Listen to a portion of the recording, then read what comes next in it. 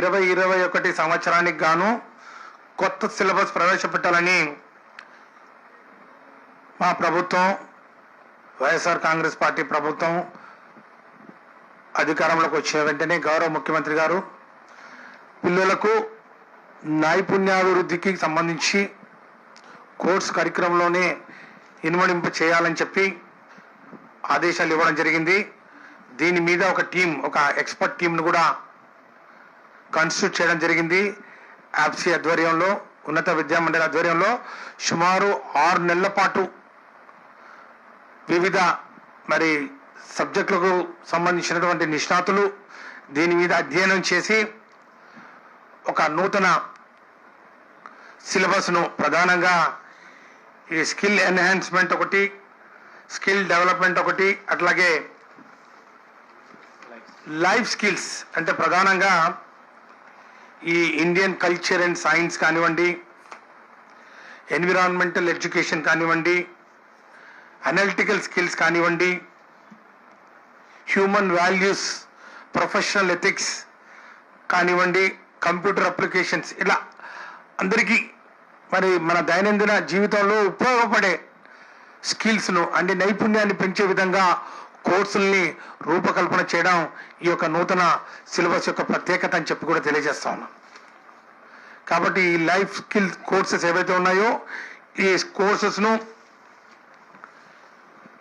BA, BSc, BCom, BBA అంటే under graduate కోర్సెస్లో పొందుపరుస్తూ ఈ credit transfer ఒక చాయిస్ను కూడా అంటే ప్రతి సబ్జెక్టుకు ఉన్నటువంటి ఈ క్రెడిట్స్ ఏవైతే ఉన్నాయో ఎక్కడ ఆఫర్ చేసినా కూడా, ఏ యూనివర్సిటీలో ఆఫర్ చేసినా కూడా ఆ కోర్సును సెలెక్ట్ చేసుకొని చదువుకునే ఒక వెసులుబాటును ఈ యొక్క చాయిస్ బేస్డ్ క్రెడిట్ సిస్టమ్ని దీన్ని మార్పులు చేసి విద్యార్థులకు అందజేయడం జరుగుతుందని చెప్పి కూడా తెలియజేస్తా ఉన్నాం.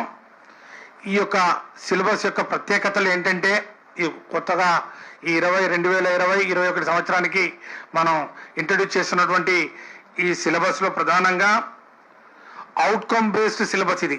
అంటే ఈ సిలబస్లో ఏ సబ్జెక్ట్ అయినా కూడా ఈ సబ్జెక్టు ఈ కోర్స్ చదవడం వలన దీనివల్ల ఏ విధంగా ఇది ఉపయోగపడుతుంది, ఏ విధంగా నైపుణ్యతలు మనం నేర్చుకోవచ్చు, ఏ విధంగా ప్రాక్టికల్గా దీన్ని అనుభవించుకోవడానికి ఎంత మేరకు ఇది సహాయపడుతుంది, ఇలాంటి అంశాలని ప్రతి సబ్జెక్టుకు చాలా స్పష్టంగా అవుట్కమ్ బేస్డ్గా దీన్ని రూపకల్పన చేయడం జరిగింది.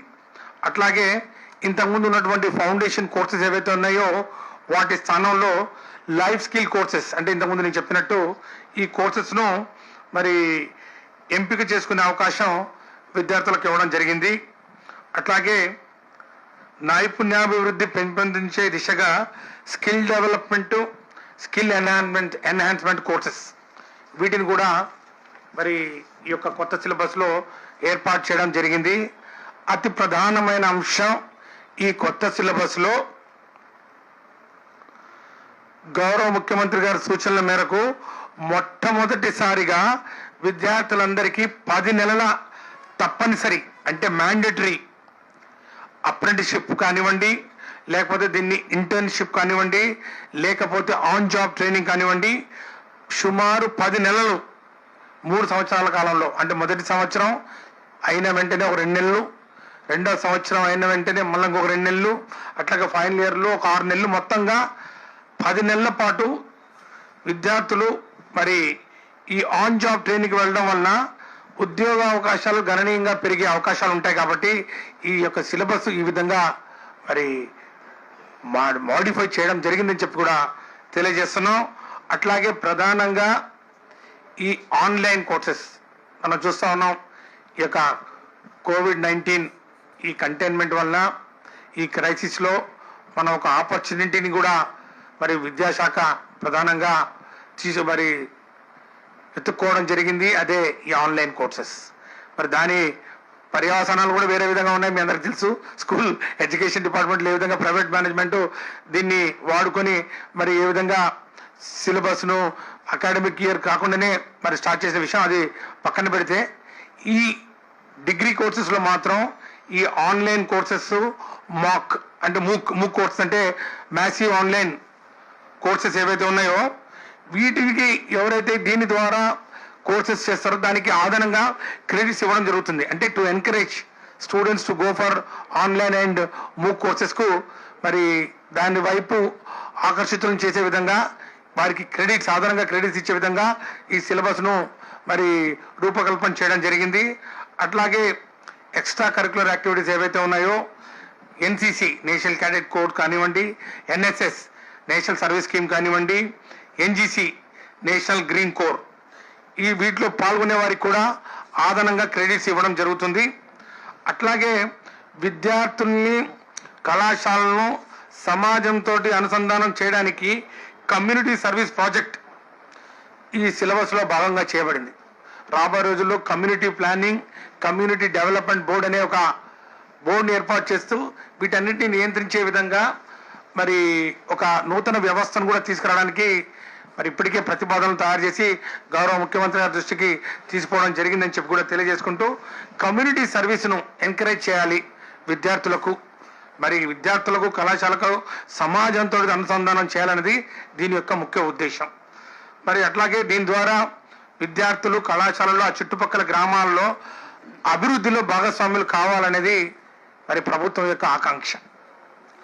ఈ నూతన సిలబస్ ఏదైతే ఉందో ఇది విద్యార్థుల నైపుణ్యాన్ని అభివృద్ధి చేయడానికి, ఉద్యోగ అవకాశాలు మెరుగుపరచడానికి, ఉన్నత విద్యకు అవకాశాలు కల్పించే విధంగా ఇది దోహదపడుతుందని చెప్పి మేము భావిస్తా ఉన్నాం. ఈ ప్రభుత్వం ముఖ్యంగా విద్యా వ్యవస్థలో చేస్తున్నటువంటి భారీ సంస్కరణలు, మార్పుల్లో ఇది అతి ప్రధానమైనది. ఈ యొక్క సిలబస్ సంబంధించిన అంటే క్వాలిటీకి సంబంధించి ఈరోజు మరి మేము ఈ ఏర్పాటు చేస్తున్నటువంటి ఈ యొక్క నూతన సిలబస్ ఏదైతే ఉందో ఇది థియరీతో పాటుగా ప్రాక్టికల్ ఎక్స్పీరియన్స్ సంపాదించుకునే విధంగా ఈ సిలబస్ విద్యార్థులకు ఉపయోగపడుతుందని చెప్పి మేము భావిస్తా ఉన్నాం. ఈ యొక్క చాయిస్ బేస్డ్ క్రెడిట్ సిస్టమ్ ఏదైతే ఉందో మరి ఇది యూనివర్సిటీస్కి పంపించి మరి యూనివర్సిటీస్ పరిధిలో ఉన్నటువంటి కాలేజీల్లో దీన్ని ఇంప్లిమెంట్ చేసే విధంగా, అట్లాగే ప్రభుత్వం మరి పరిధిలో ఉన్నటువంటి మరి కాలేజెస్, డిగ్రీ కాలేజెస్ ఏవైతే ఉన్నాయో వాటిలో నేరుగా ఇవి ఈ విద్యా సంవత్సరం నుంచి అమలు చేసే విధంగా కూడా చర్యలు చేపడుతున్నామని చెప్పి కూడా తెలియజేస్తా ఉన్నాం.